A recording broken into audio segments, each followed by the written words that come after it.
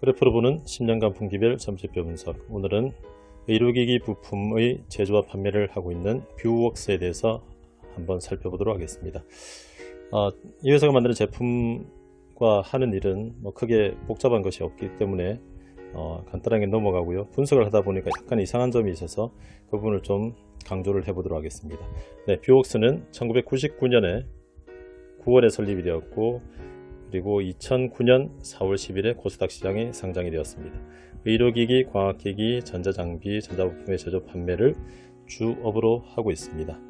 자회사들은 이 회사들이 있고요. 각 나라의 판매 자회사들을 두고 있습니다.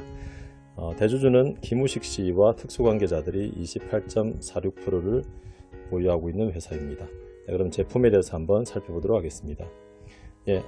하는 일은 앞에서 말씀드렸듯이 의료기기의 부품을 제조를 하고 있는데요. 의료용 이미지 솔루션 그리고 산업용 이미지 솔루션, 이렇게 크게 두 가지로 나눠볼 수가 있고, 디지털 엑스레이의 디텍터를 만들고 있는 회사입니다. 그래서 의료용으로는 디지털 엑스레이 디텍터를 생산하고 있고, 그리고 산업용으로는 산업용 카메라를 생산을 하고 있고, 뷰웍스와 그리고 해외 자회사들이 판매 등을 담당을 하고 있습니다.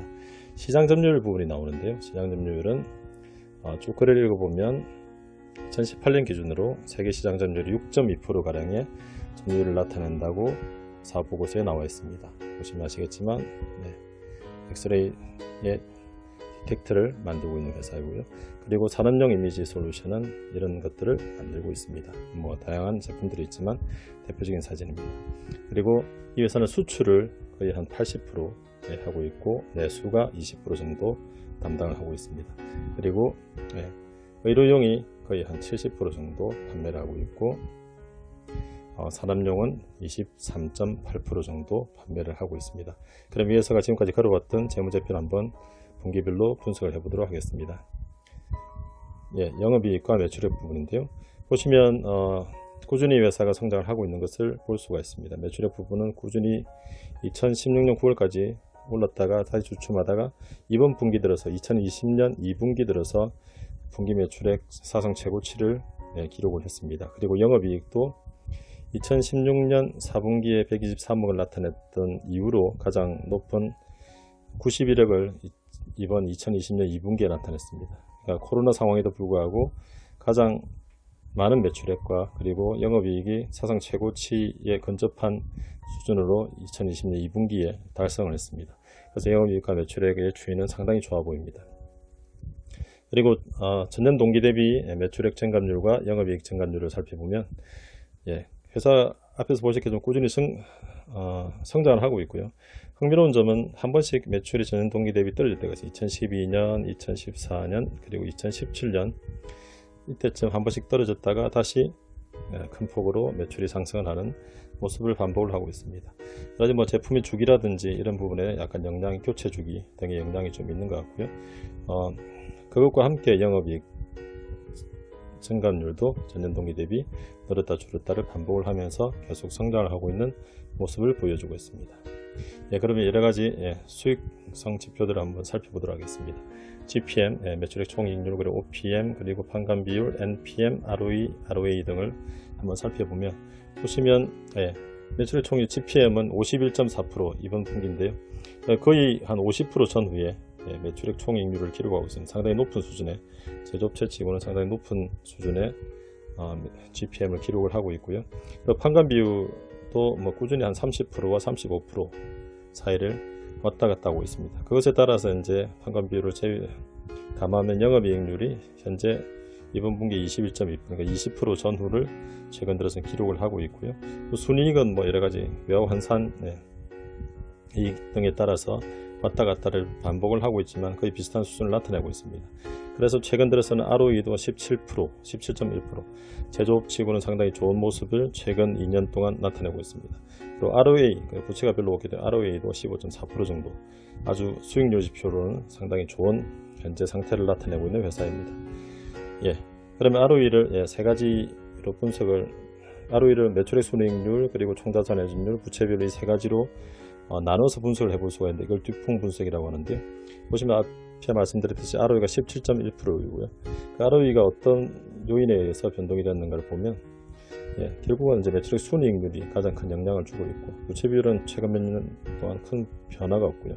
그리고 자본이 계속 조금씩 쌓여서 총자산 회전율은 좀 떨어져 있긴 하지만 그래도 그렇게 낮은 수준은 아닙니다. 그래서 지금까지 본 지표로는 뭐 꾸준히 회사의 성장성이나 여러 가지가 좋고요.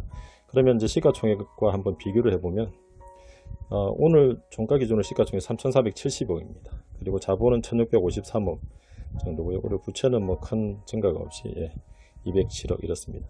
한때 2016년 말에 시가총액 6,500억까지 갔었던 적이 있는데 거기에 비해서는 많이 떨어져 있고, 그래서 회사 꾸준히 성장을 하고 있고, 당시에는 고평가되었지만 지금 현재 주가가 떨어져서 고평가가 어느 정도 해소된 수준까지 내려와 있고, 앞서 보셨겠지만 수익성 지표가 괜찮은 회사로 보입니다. 그리고 그러면 PBR, PER 그리고 프리캐시플로우에 대한 PFCR을 보면 말씀드렸듯이 주가가 꾸준히 떨어져서 PBR이 한때 6.7까지 갔던 것이 현재 2 정도까지 내려와 있습니다.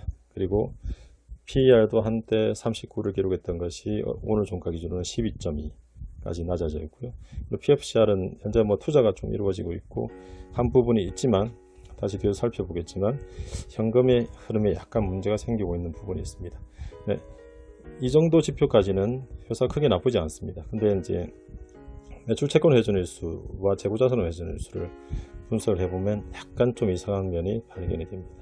지금까지 매출액과 영업이익의 성장, 그리고 여러가지 수익률 지표 이런 것들을 보면 투자하기에 적합한 회사가 아닌가 싶은데, 매출 채권 회전일수와 재고자산 회전일수를 한번 그런 분석을 해보도록 하겠습니다.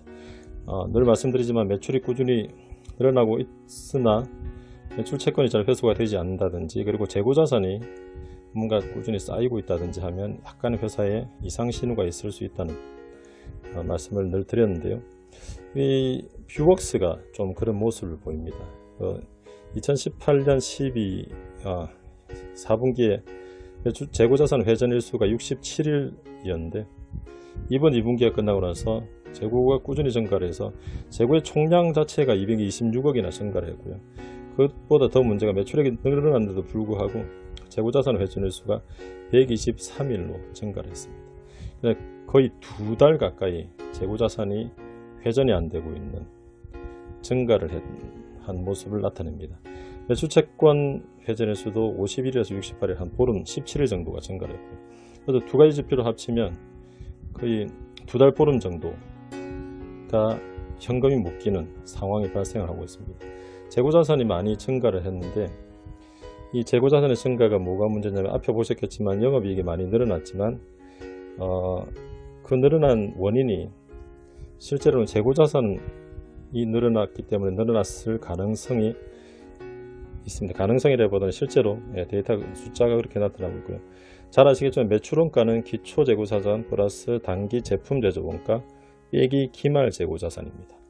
즉 기말 재고가 늘어나면 매출 원가가 줄어들어서 영업이익이 상승을 하는 것으로 나타나게 됩니다. 결국은 이 회사가 2018년 4분기 이후로 재고자산이 꾸준히 늘어나고 있고요. 무려 266억의 재고자산이 늘어나서 그 이후에 늘어난 영업이익도 상당히 많이 있지만 실제로 그것이 많은 부분이 재고자산이 늘어나서 영업이익이 증가를 한 것으로 보일 수 있습니다. 그리고 특히 이번 분기에 2016년 이후로 가장 최고의 영업이익을 냈지만 재고자산이 증가를 한 폭이 상당히 큽니다. 그래서 실제로 재고가 저번 분기와 비슷하게 있었다면 실제로 영업이익은 상당히 줄어들었을 가능성이 높습니다. 그래서 회사가 재고자산과 매출채권이 늘어나면서 회전일수도 증가를 하면서 현금이 잘 돌지 않는 상황으로 지금 처해 가고 있습니다. 왜 그런지 잘 모르겠습니다.